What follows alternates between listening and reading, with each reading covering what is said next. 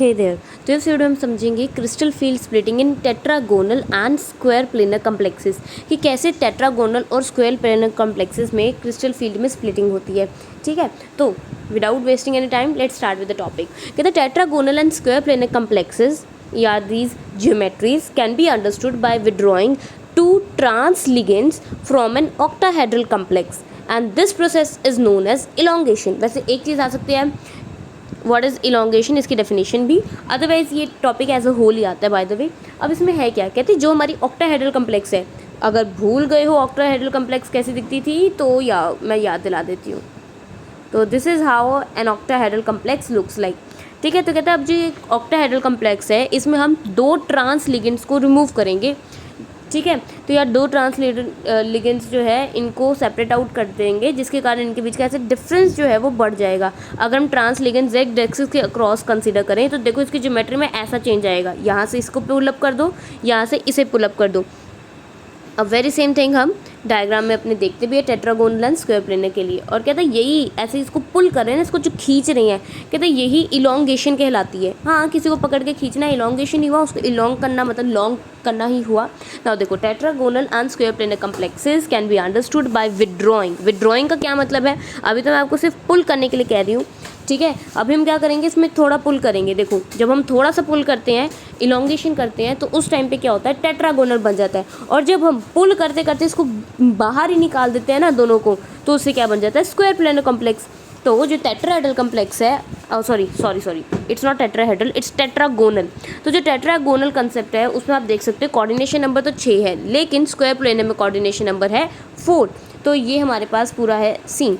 Okay, now withdrawing two ligands from an octahedral and this process is called elongation. ये हमारा done है। Geometries आप देख सकते हैं, ऑक्टाहेड्रल अगर आपने ज्योमेट्री समझी है तो टेट्रागोनल समझने में बिल्कुल टाइम नहीं लगेगा, बस हमने उसको थोड़ा इलोंगेट कर दिया, थोड़ा जेड एक्सिस के अराउंड उसको ऐसे खींच दिया है। और फिर स्क्वायर प्लेनर तो सबसे ईजी है, I guess it's the easiest one of all the geometries that we have, है ना, तो ईजी सी ही है, देख के बनाई जा सकती है, समझी भी जा सकती है। अब हम थोड़ा इलोंगेशन के बारे में समझते हैं। कहते देखो consider the elongation along Z axis. कहते मान लो हमने ये जो खींचा है ना मॉलिक्यूल को, जो भी हमारा है उसको अगर हमने जेड एक्सिस के अलॉन्ग खींचा है तो क्या होगा। आप चाहे तो किसी और एक्सिस के अलॉन्ग इसको खींच के आप उसका पूरा पैराग्राफ एंड सिंटेक्स बना सकते हैं, बट इट्स नॉट नेसेसरी कि हर टीचर उसको अप्रिशिएट करे। ठीक, तो it's better to go with the flow. अब है क्या यहाँ पे देखो, कहता है अगर हम जेड एक्सिस के अलॉन्ग उसको इलोंगेट करते हैं तो क्या होगा। कहता है as the ligand lying along the z axis are moved away, so the ligands in the xy plane approach the central metal ion closely। अब ये बात अगर दिक्कत लग रही है तो चलो कोई ऐसा करो, कोई एक बॉल कंसीडर कर लो। Ball I guess is the best example. कोई भी एक बॉल ले ली, अब क्या करो, अब उस बॉल में एक मार्क यहाँ लगाओ, एक मार्क यहाँ, एक ऊपर एक नीचे, ऐसे लगा दिए। ठीक है, जैसे मेरा मान लो ना ये मेरे जेड एक्सिस हो गई, ऐसे मेरी एक्स एक्सिस होगी, तो कहीं ऐसे ही आप वाई के लिए भी लगा लो मार्क्स। ठीक है, फिर क्या करना है, ऐसे से आपने डॉट डॉट वाले मार्क लगाए, उसके बाद आप बॉल को यहाँ से क्या करो, प्रेस, इधर से और इधर से प्रेस करो।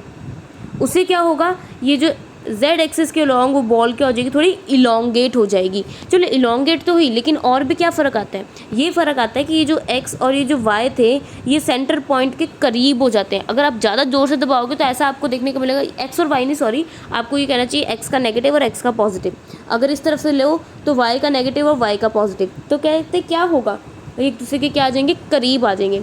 ये किसके लिए है, बॉल के लिए। लेकिन क्या आपकी स्ट्रक्चर बॉल वाली स्ट्रक्चर है, नहीं, आपकी स्ट्रक्चर कोई एक ऐसे आप कह लो कि क्यूब जैसी स्ट्रक्चर आपने कंसीडर की है। ठीक है, क्यूब से भी थोड़ा अपर लेवल है, तो जैसे मान लो क्यूब की भी अगर आपकी स्ट्रक्चर है, तो आप अगर क्यूब को ऐसे अगर ऊपर की तरफ खींचोगे, जैसे आपने पेपर से बनाया हो कभी क्यूब बनाया हो, उसको खींचने की कोशिश की और किसी एक साइड से, तो क्या होगा, ये साइड और ये साइड्स क्या आएंगी, पास आने लगेंगी। ठीक है, जब इसको पतला करने की कोशिश करोगे तो उससे क्या होगा, कहते हैं जो एक्स वाई एक्सिस वाला जो अपना सीन है ना, जो एक्स वाई प्लेन जो है वो जो लिगेंड्स आपके एक्स वाई प्लेन में थे, जैसे ये वाला, ये आपका वाई एक्सिस और एक्स एक्सिस के अकॉर्डिंग ये बेस्ट फिगर है ऑक्टाहेड्रल में, हम ये पहले समझ भी चुके हैं। तो कहते हैं ये जो एक्स वाई प्लेन है, ये आपके एक्स वाई प्लेन में लगे हुए जो लिगेंड्स आपको चार जो दिख रहे हैं, ये आपके मेटल की ज़्यादा क्लोज आ जाएंगे। Therefore the energy of dz² is decreased as the metal ligand bond increases. तो अब देखो जैसे मैंने बता ही दिया कि z एक्सिस के अलॉन्ग खींचना है, जिसके कारण सेंटर से मतलब मेटल से z एक्सिस वाले लिगेंड्स दूर हो जाएंगे, जिसके कारण दूरियां जब बढ़ जाती है तो नफरतें कम हो जाती है इलेक्ट्रॉन्स के केस में। तो उससे क्या होगा, बहुत इजी कंसेप्ट है कि जैसे वो आपका मेटल से दूर हुए हमारे लिगेंड्स, क्योंकि लिगेंड्स देखो वो अपने साथ में एक नेगेटिव चार्ज लेकर आ रहे हैं, ठीक है, लिगेंड्स आके तब जाके मेटल पे लग रहे हैं, और मेटल के आसपास भी इलेक्ट्रॉन है, तो ये नेगेटिव चार्जेस या कह लो ये एक रिपल्शंस क्रिएट होती है, ठीक है। लेकिन यहाँ पर जब आपके जेड एक्सिस वाले लिगेंड्स उससे ऑलरेडी दूर हो चुके हैं तो ये रिपल्शंस क्या होंगी, कम हो जाएंगी, जिसके कारण, और ये बात हम पहले भी डाल चुके हैं कि जब किसी चीज़ में रिपल्शन होती है उस चीज़ की एनर्जी बढ़ जाती है। रिपल्शन का मतलब लड़ाई झगड़ा, और मैं कहती हूँ एनर्जी को भी हमेशा ऐसे मान के चलो लड़ाई झगड़ा है थोड़ा, तो उसी तरीके से अगर हम इसको कंसीडर करें तो कहता है इसमें क्या होगा, लड़ाई झगड़ा थोड़ा कम हो जाएगा। क्यों? क्योंकि दूरियां जो है वो बढ़ चुकी हैं, जिसके कारण हम कह सकते हैं कि energy of the dz² is decreased as the metal ligand bond increases along the z axis. Bond increases का मतलब बॉन्ड की लेंथ इंक्रीज कर जाती है। Now however as the metal ligand bond decreases along the xy plane, कहते हैं लेकिन ये तो z एक्सिस में हुआ, और मैंने जैसे बताया कि एक्स वाई प्लेन तो बेचारी गलती से करीब आ जाती है मेटल के, तो उस कारण क्या होगा, जो एक्स वाई प्लेन के लिगेंड्स हैं, जैसे हम कह लें dz² वाले, वो क्या होगा, उनकी एनर्जी इंक्रीज़ हो जाएगी, क्योंकि वो मेटल को अप्रोच करेंगे तो उनकी एनर्जी क्या हो जाएगी, इंक्रीज़।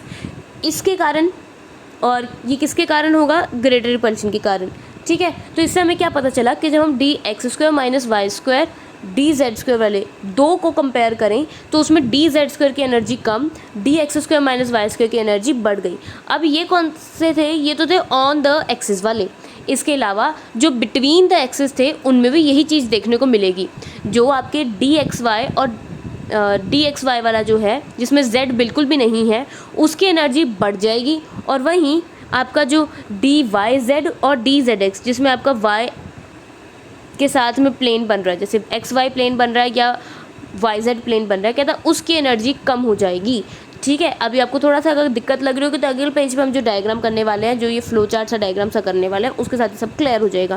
कहता है इसके कारण क्या हो जाता है, टेट्रागोनल स्ट्रक्चर बन जाती है। क्या किया हमने, पुल किया जेड एक्सिस को दूर किया, जिसके कारण जेड एक्सिस की एनर्जी कम हो गई, जेड एक्सिस के अलॉन्ग वाली एनर्जी कम हो गई, जैसे dz² और dxz एंड yz वाली की एनर्जी कम, और वहीं पे किसकी एनर्जी बढ़ गई, dx² minus y² and dxy की एनर्जी बढ़ गई, और इसके कारण क्या बन गया हमारा टेट्रागोनल स्ट्रक्चर। अब टेट्रागोनल स्ट्रक्चर तो हमारी बन गई है, तो इसमें जो एनर्जी के रिगार्डिंग एनर्जी लेवल डायग्राम हम देखना चाहते हैं तो वो हमारी नेक्स्ट पेज पे है। देखो बहुत क्लियरली मैंने इसमें एनर्जी लेवल डायग्राम को इलस्ट्रेट किया है।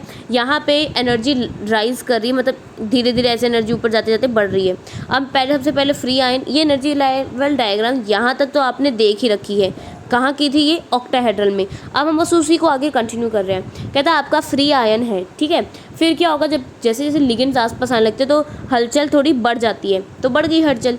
उसके आगे क्या होगा, कहता है उसके आगे हमें पता है ऑक्टाहेड्रल में स्प्लिटिंग होती है। जैसे ऑक्टाहेड्रल में 6 कोऑर्डिनेशन नंबर डिवाइडेड बाय 2 कितना आया, 3, तो 3 नीचे चले जाते हैं बॉन्ड, 3 ऑर्बिटल नीचे चले जाते हैं, 2 ऑर्बिटल ऊपर चले जाते हैं। तो वही होगा यहाँ पे भी, 3 ऑर्बिटल नीचे चलेगा, dxy dyz dzx। ये तो हम सब कुछ पहले कर चुके हैं। अगर ये टॉपिक नहीं देखा है तो go back and watch that video first before watching this one. Okay, तो dxy dyz dzx ये नीचे आ गई। इस लेवल को जहाँ 3 होते हैं वहाँ हम उसे T2 कहते हैं, और ऑक्टाहेड्रल में T2G कहते हैं। उसी तरीके से जो ऊपर वाला लेवल है उसे हम EG लेवल कहेंगे। इसमें हमारे पास dx² माइनस y² और dz² आ जाएगा। हम जानते हैं जब ऑक्टाहेड्रल में स्प्लिटिंग होती है एनर्जी की, तो उस टाइम पे जो एनर्जी गैप होता है उसको हम डेल्टा नॉट से रिप्रेजेंट करते हैं, तो वही हमने किया है। डेल्टा नॉट नहीं, डेल्टा ओ से, तो डेल्टा ओ हमने बना दिया। तो ये तो हमारा ऑक्टाहेड्रल में था।